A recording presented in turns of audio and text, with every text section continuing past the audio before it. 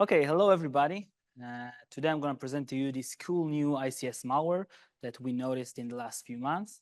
So a short word about myself, like Tim already introduced me, my name is Noam, and I believe I have one of the coolest jobs there is. My job is basically to look at different devices, could be OT, could be IoT, medical devices, and essentially try and break them.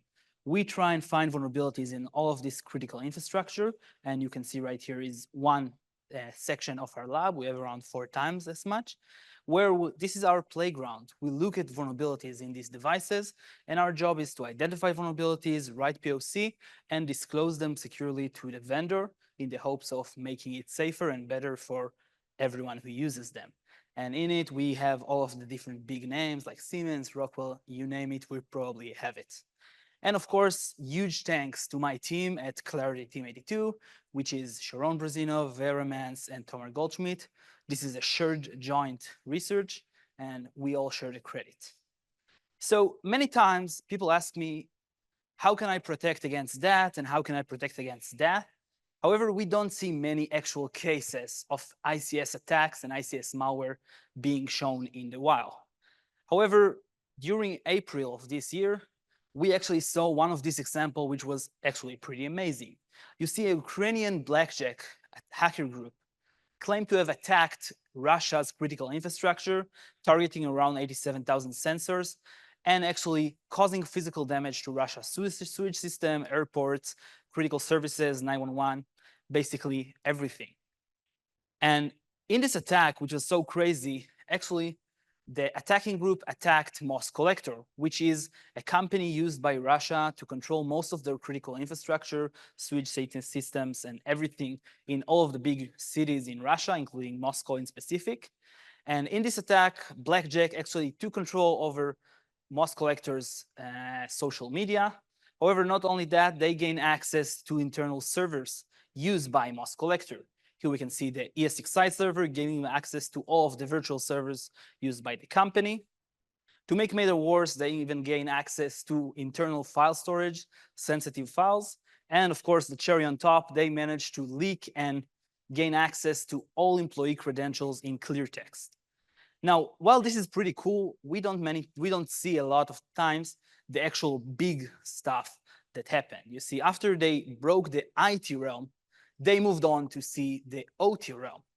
You see, in their attack, Blackjack compromised Moscollector management system for their industrial control system of all of Russia and Moscow's critical infrastructure, specifically sewage, airports, basically everything. And they gain access to these sensors and through the management portal, and were able to fully control them, turn them off, turn them on, do whatever they choose to do. And not only that, they even gain direct network access to these devices, give them full control over these devices, full network access to do whatever they choose to. Now, this is crazy because we don't see a lot, many times, an ICS attack of this scale attacking a very big nation state like Russia. So let's get technical and after we understand what happened, let's understand how it happened and what went wrong. So in their claim, Blackjack basically released a statement saying, this is what we achieved. And to summarize it, basically they claimed these 4 major goldstones. So let's analyze each of these goldstones and try and understand how Blackjack were able to achieve it. And of course, we have to start at the beginning, which is the initial access. How did Blackjack get in? Now, Blackjack actually claimed to gain access to Moscollector as early as June 2023, meaning they were in their networks for at least 8 months.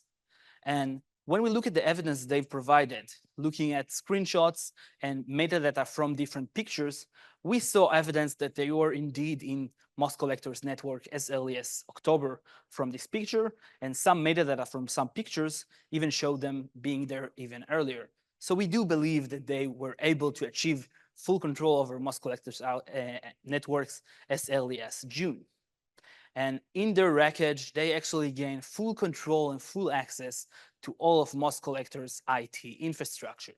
We're talking about every virtualization server, Linux servers, MDM, meaning they had access to employee hosts sitting in their home or whatever.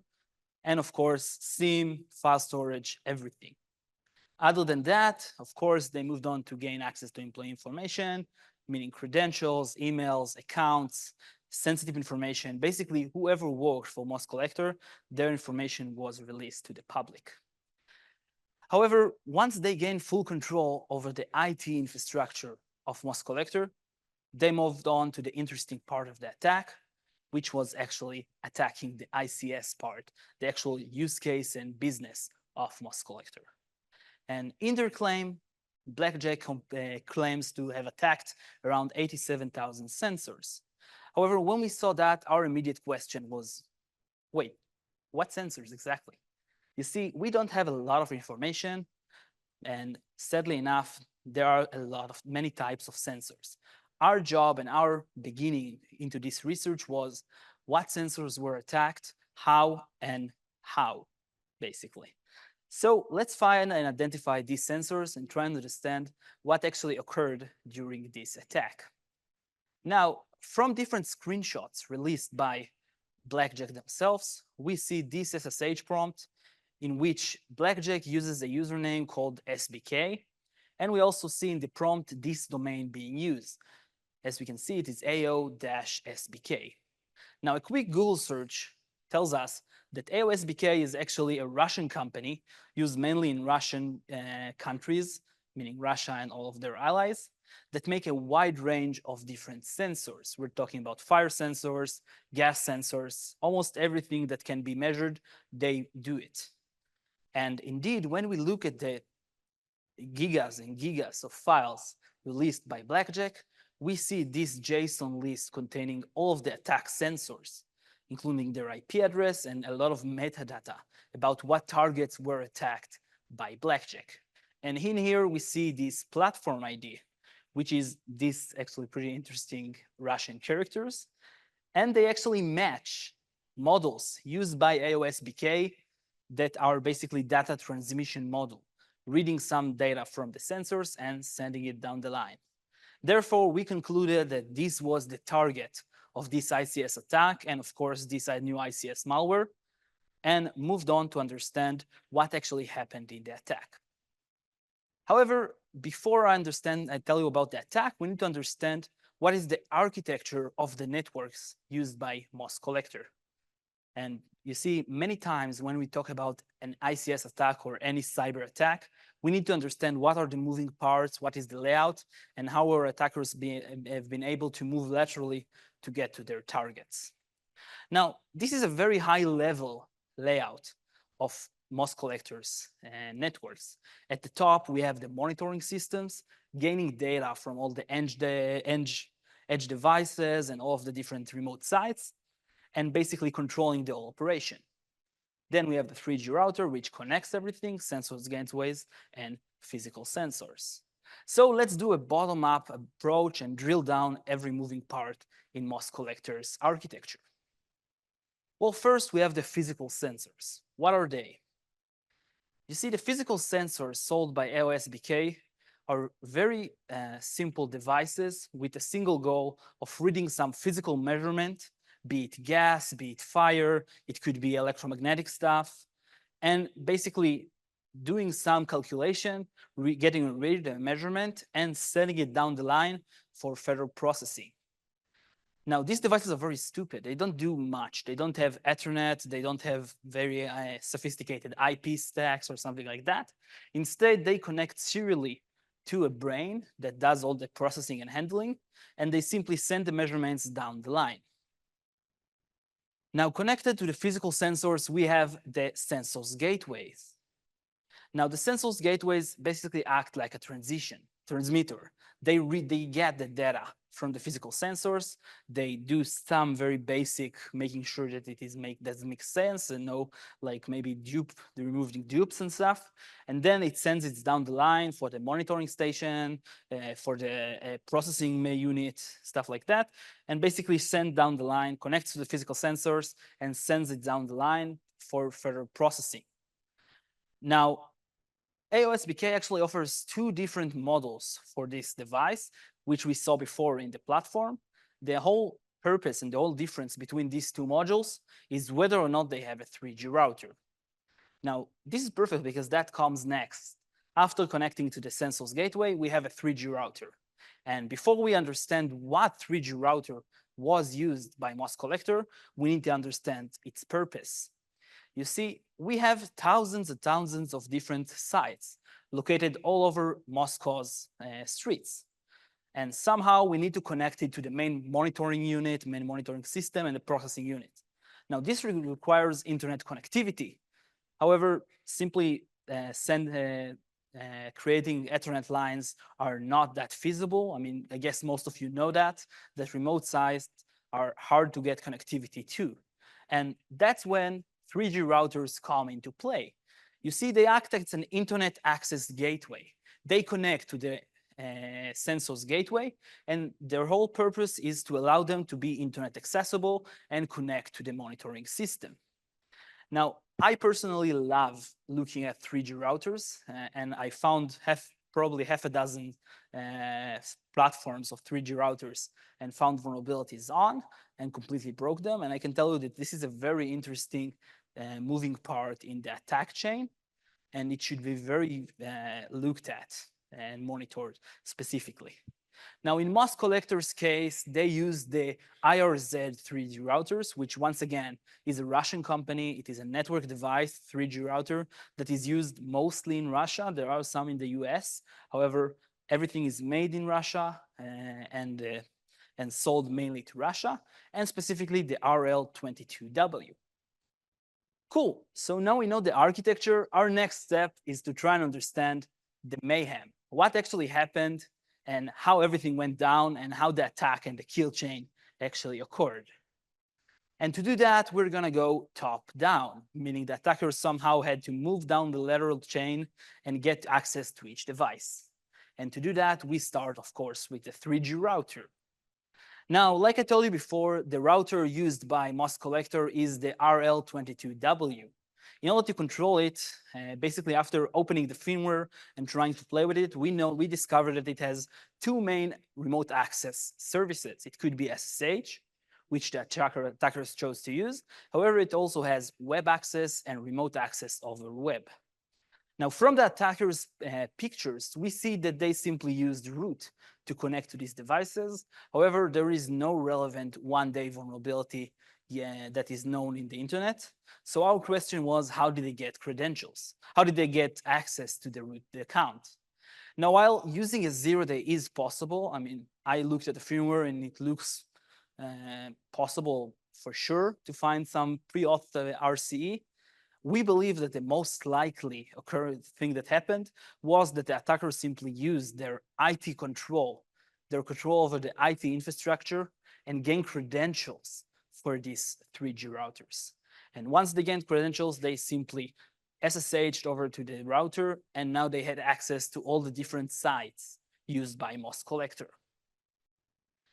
That's when the more interesting part occurred, and they chose to attack the sensors gateway. Now, once again, from looking at the firmware, analyzing it, and seeing what kind of services does it expose, we learned that it has basically two main ports. The applicative port that is used by the program to actually program this sensor, meaning connect to it and fully control what it does and what devices does it has, or SSH. And once again, we see that the attackers used SSH as a root account to connect to this device. No RCE, 1 day or 0 days. So our question was, how did they do that? But wait, did anyone see that? I saw a lot of interesting stuff in a lot of pen testing and vulnerability research that I've done over the years. However, this is the first. You see, the IT admins actually left the different password enabled, and simply you are able to use it. However, not only that, not only leaving the default password, they actually wrote it in the SSH banner. Meaning, if you were able to SSH into the device, you were presented with the credentials telling you, hey, if you want to use it, use these credentials. That's a very interesting way of doing password management. Cool. So the attackers are in. What's next? Now their job is to attack the physical sensors, and that's when they needed to create a custom-made malware to attack every one of these sensors. And once again, we're talking about tens and tens of thousands of different devices. And that's when they actually used this new ICS malware they called FuxNet or FuxNet. It depends on how you read it. Okay, so the minute the attackers gain access to the sensor's gateway, they were in. They had access to all edge devices in Moscollector's network. The only question is, what's next?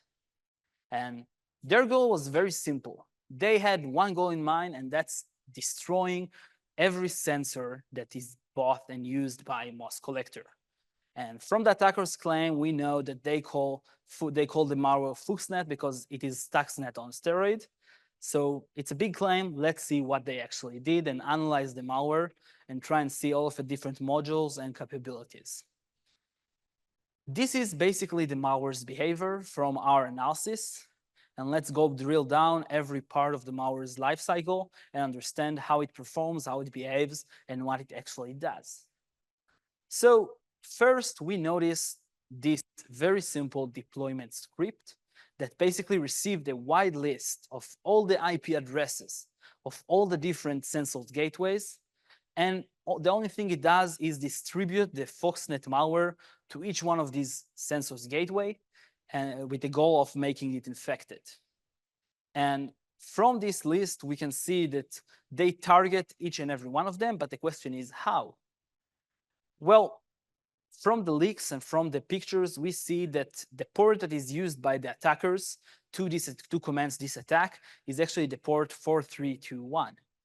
And when we looked at the firmware of the device and all of the manuals and data about AOSBK, which was actually way harder than looking at the firmware because it's in Russian and it's very hard to translate ICS-related terms from Russia to English, we discovered that this port is used by AOSBK to control their devices remotely.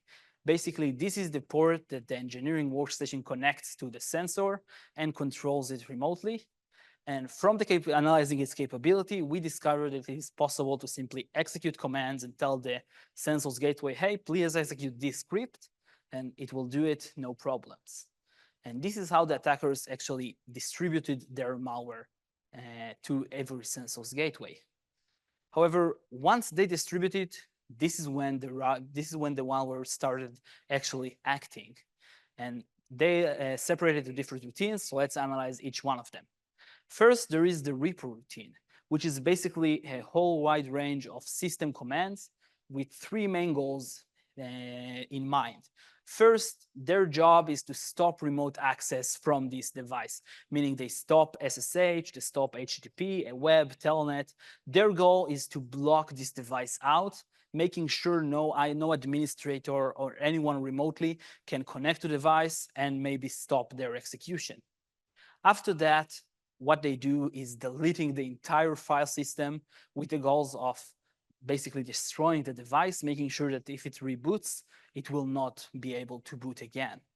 And lastly, they do some IP tables rules to block, making sure that no one will be able to connect to it through the network, meaning in order to connect to it, you have to be physically adjacent to the device.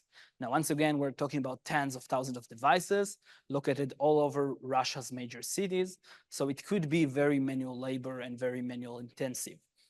However, the fun part comes next, because after they blocked and stopped the services on the device, they actually moved on to physically destroying the device itself. How did they do that? Well, that's pretty simple. All they did was NAND exhaustion, meaning they've read everything on the NAND chip, which stores all the data for the sensor's gateway, and they did something called bit flipping. Bit flipping, which basically constantly flips bit from 1 to 0 and from 0 to 1. And they did it constantly until the NAND flash is destroyed, basically exhausted, meaning it is no longer able to store and read data from it, making this device basically electronic garbage. After that, they moved on, basically assuring that they killed the device completely. they moved on to destroy the UBI volume. Now, this is actually pretty interesting because they used some pretty clever technique in order to destroy the UBI volume, which basically tells the bootstrap of the device how to boot and start. And they used a pretty interesting technique that I personally rarely saw before. You see, they used the ioctl UBI IOC vol app, basically telling the kernel, hey, we're going to rewrite the UBI volume, and we're going to rewrite it with X bytes. However, instead, they wrote it with X minus 1 bytes of garbage and random data. This way, the kernel constantly looks for the last byte to be written, and it basically hangs indefinitely until this byte is rewritten. And of course, they also destroy the UBI in the process. Now, after that, they did the last interesting procedure, which is basically MBUS flooding. At first, we had not much data about this procedure at all. The only thing they did is they created an MBUS packet using the MK MBUS packet routine and sent it down the line. And they didn't have much data about what exactly is MBUS. However, once again, from reading AOSBK's documentation and looking at the firmware, we actually discovered that MBUS is actually meter bus. It is a signaling protocol used by meter devices to signal data transition, control basically everything that is used to control these devices and transfer data.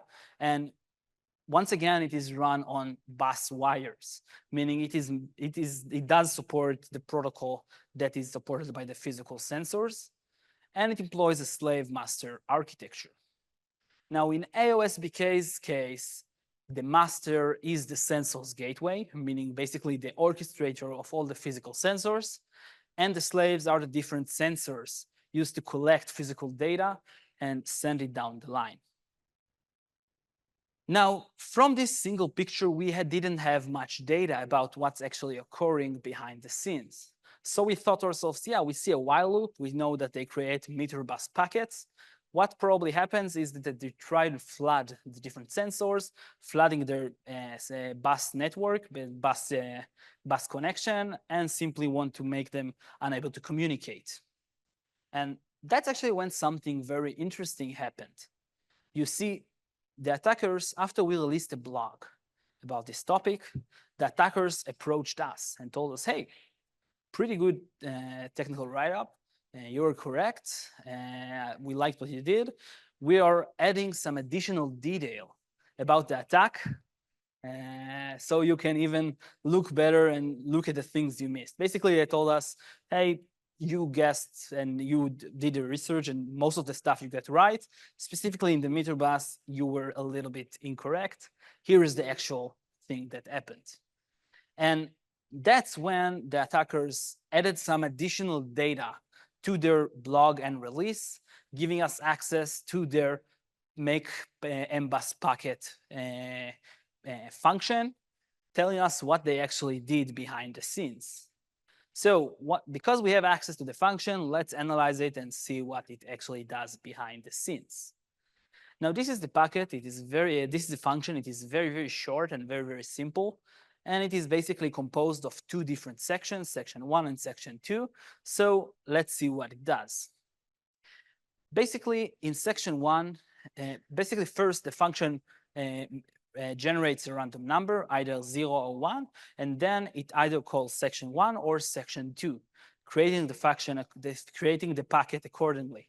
And in section 1, we see that the attackers try to create a meter bus packet that is random. However, their randomness is not complete. We see that in a lot of fields, they do put valid meter bus data. Now, their job was to create random meter bus packets, however, still be as close to the protocol specification as possible. Why? Well, that's pretty simple, actually. They wanted to make sure that each physical sensor will parse and try and analyze and understand the packet, the random packet they are sending, and wanted to minimize the chances that a device would simply say, oh, that's an invalid packet, let's drop it. Now, in section 2, that's not occurring. Here, we see that they generate a completely random meter bus packet, completely random. The only thing they do right is make sure that the CRC is correct, so the physical sensor will not drop the packet. However, inside of it, we see complete gibberish, complete random data, completely random. Once again, why? Well, that's simple. The first section, they wanted to adhere to the MBUS specification. However, here, their job was to cover the full range of randomness, basically sending every possible MBUS packet, even invalid packets, to the physical sensors. Now, this approach is actually pretty interesting because it is very close by to a very interesting vulnerability research and basically research technique called fuzzing. In this case, the attackers did one thing in particular. They wanted to fuzz the 87,000 physical sensors used by Moscollector, basically sending them complete garbage and random meter bus packets in the hope of crushing them, finding a vulnerability randomly, and somehow causing damages to the physical sensors themselves. This is called fuzzing, and this is a very known technique. And basically, the attacker implemented it on field on 87,000 devices. And it is pretty interesting to see what actually occurred. I mean, if they found a crash, it could be very, very interesting and a cause of another new vulnerability. Cool. So this is the attack. However, let's try and understand the physical consequences, because we are not talking about IT. We are talking about OT, physical consequences. We are talking about real-life connection. Now, from the logs and from all the release data, we know that there are around 17,000 fried sensors gateways. Now, basically, Blackjack made sure that these gateways will never be able to work again, both causing them to be completely, completely ruining their firmware and completely ruining their hardware themselves, meaning these are basically brick devices that need to be thrown into the landfill.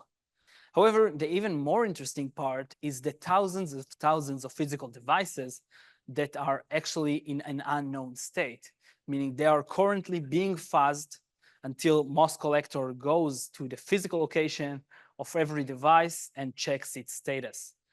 No one knows what is the state of these devices. However, the main idea and the main damage that was caused is not the physical devices. You see, these devices are destroyed completely.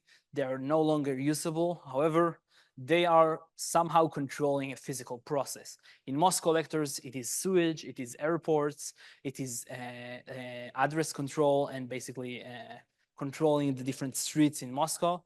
Currently, or at least when the attack occurred, no one knew what state is Moscow's critical infrastructure is in, and all of the devices was physically destroyed, meaning in order to control it and to fix it, Moscollector had to send physical people to go physically to each device, connecting to it, replacing it, costing thousands of man-hours and millions of dollars, and of course, putting at risk all of the Moscow's citizens.